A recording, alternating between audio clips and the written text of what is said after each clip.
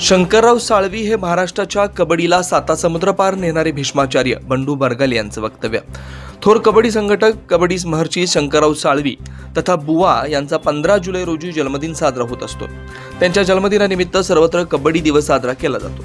शंकरराव साळवी म्हणजेच बुवा यांनी त्यांचं संपूर्ण आयुष्य कबड्डीसाठी बहाल केलं। कबड्डीला एक राष्ट्रीय आणि नंतर आंतरराष्ट्रीय खेळ म्हणून ओळख मिळवून देण्यासाठी बुवांचं योगदान सर्वात मोठं राहिलंय।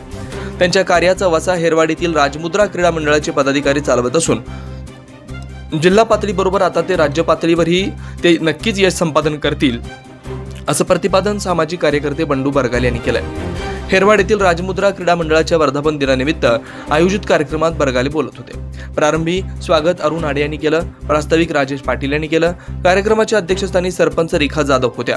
यावेळी प्रथमेश पाटील, सामाजिक कार्यकर्ते अर्जुन जाधव, तुकाराम पाटील यांनी आपल्या मनोगतातून राजमुद्रा क्रीडा मंडळाच्या कार्याचा गौरव केला। यावेळी ग्रामपंचायत सदस्य वैशाली कोरुचे, एकता ग्रुपचे अध्यक्ष राजू ढोणे, विनायक खडके, सागर वाळके यांच्यासह गावातील सर्व क्रीडाप्रेमी नागरिक व राजमुद्रा क्रीडा मंडळाचे पदाधिकारी मोठ्या संख्येने उपस्थित होते।